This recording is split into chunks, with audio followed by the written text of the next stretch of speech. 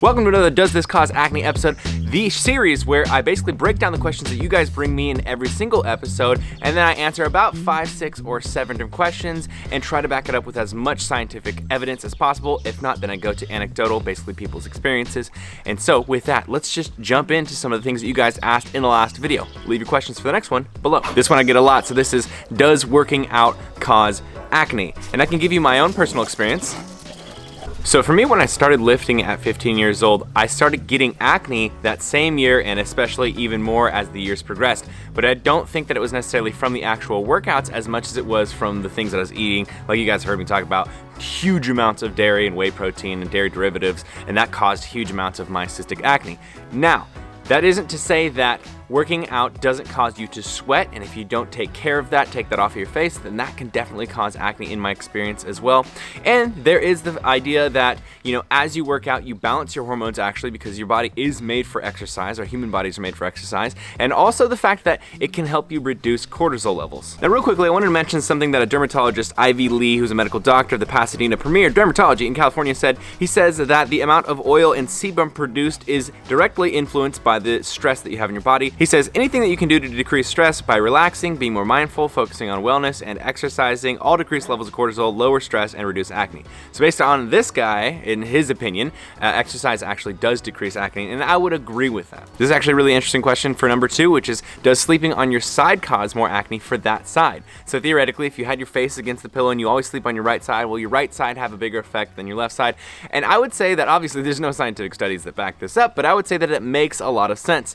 In past videos, I have given you the suggestion that washing your sheets, washing your pillowcases on a regular basis can help, because if you think about it, that sebum that's on your face, that oil your face produces, it gets, onto fabric. Fabric absorbs things, and imagine if you just do that 50 times in a row, that towel, that bedspread, that pillow sheet is going to have absorbed so much of it, and just theoretically, laying your face back onto a towel that's already saturated in sebum oil, to me, feels like it would cause more breakouts. So I would say yes. This next one isn't so much as a question as much as a statement, but I'll still read it out. In my experience, I noticed that milk and all dairy, including the whole ghee butter, eggs, some kind of nuts, some kind of cereals and fruits cause and aggravate acne. Allergies to these foods definitely exacerbates the existing phenomenon.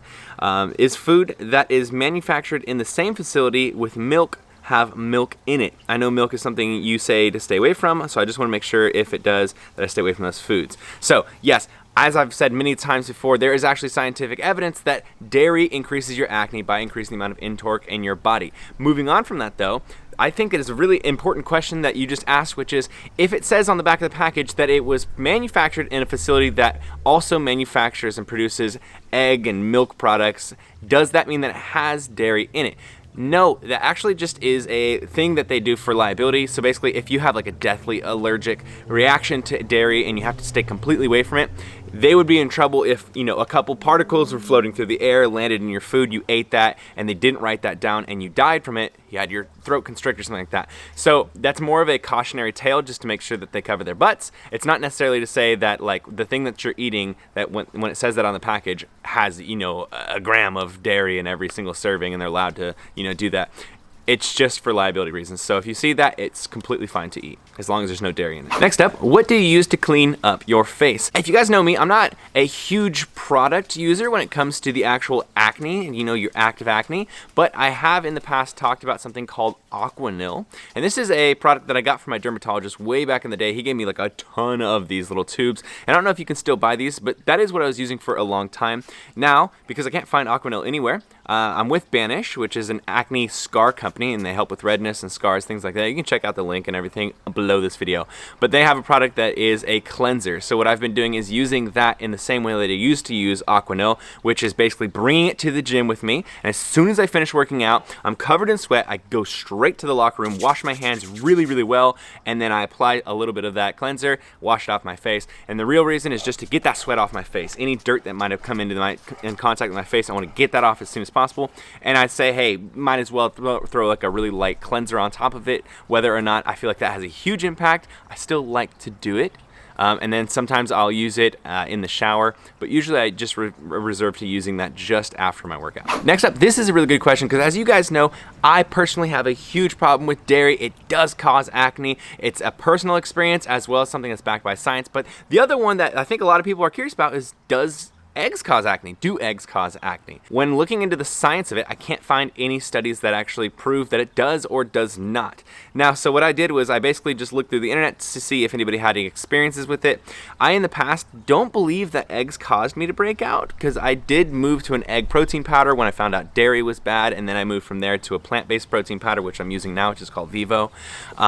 And I didn't see any issues, but I'm reading this article from the girl. She said, do eggs cause acne? After that, I laid off the eggs until New Year's Eve when Mal offered to make me an egg sandwich one morning. It was the last day of 2017. I figured, what the hell? Plus, I wanted to see if just a single egg could make me break out. The outcome, a cyst on the side of my neck popped up just a couple days later. Womp womp. She also says, once I realized that eggs were making me break out, I continued to avoid them in my diet. My skin got much better. Since we were traveling and ate all of our meals out, I ended up ordering a variety of egg breakfasts during our stay. Of course, breaking out crossed my mind, but I figured worst case, it was a good test to see what would happen. Sure enough, once I went back home, a few cysts pop up on my neck. Darn eggs.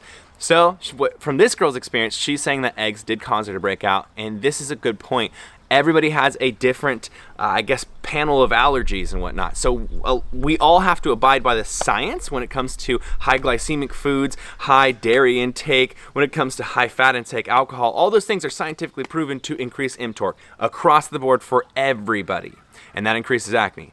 But then there is this case-by-case, person-by-person basis of we all have different allergies. We all, we have that one aunt who can't have black pepper because it makes her stomach boil over. You know what I mean? We have some people who are gluten intolerant. Doesn't mean everybody is, but we all have different allergies, and there's no difference when it comes to acne. Certain things cause certain people to break out, whether that be food or products or whatever it is. So this one is something that you will have to test yourself and find out and come to the conclusion after doing kind of an elimination diet to see if it causes acne for you. And this is the last question of this episode because I realize this is getting a little bit longer. This one is, does having hair lying on top of your forehead cause acne? I noticed that you don't have your hair touching anywhere near your face. So this one, I tried to look up science on it as well, and I didn't really expect to find a scientific study about hair on face, but it only makes sense that yes, it does. For me personally, I've experienced this, and now there's two ways to look at it. If you don't have any product in your hair, like me right now, I just got out of the shower, so my hair is a little bit wet, but other than that, it's just natural oils that are in my hair, maybe trace parts of shampoo or conditioner that are left over. Those things, I believe, can cause acne, but I think it's less likely. I think especially your natural hair oils are less likely to cause acne than certain products you're using, just because it is your own, it's your own stank, you know what I mean? It's your own genetic coding. But one thing that I definitely have seen a huge issue with is when I had shorter hair, I would put like wax in my hair, and when I would sweat, that wax would drip into my forehead, and so it'd be like a mix of sweat and wax.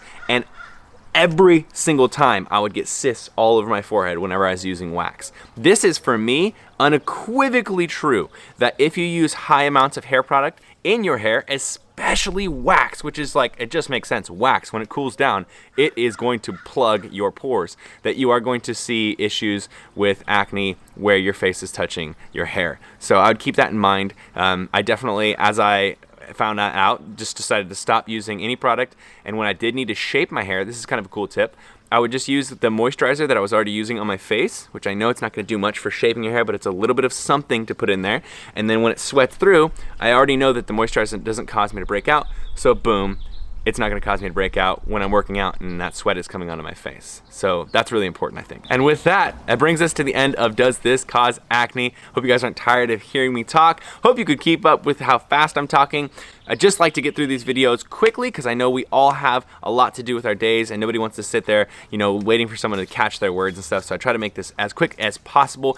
If you guys have questions of what you would like to, know in the next Does This Cause Acne, leave them below this video. That's how I source them. them is from the previous episode. Make sure you check out the other episodes of Does This Cause Acne and see if maybe one of the questions has been answered there. And I think that's it, everybody. I really appreciate you guys coming in and supporting. If you enjoyed this video, make sure you give it a big old thumbs up. Let me know what you thought in the comments below, and subscribe if you're not subscribed already. Remember, you are not alone. You are beautiful, and you are part of Team Acne.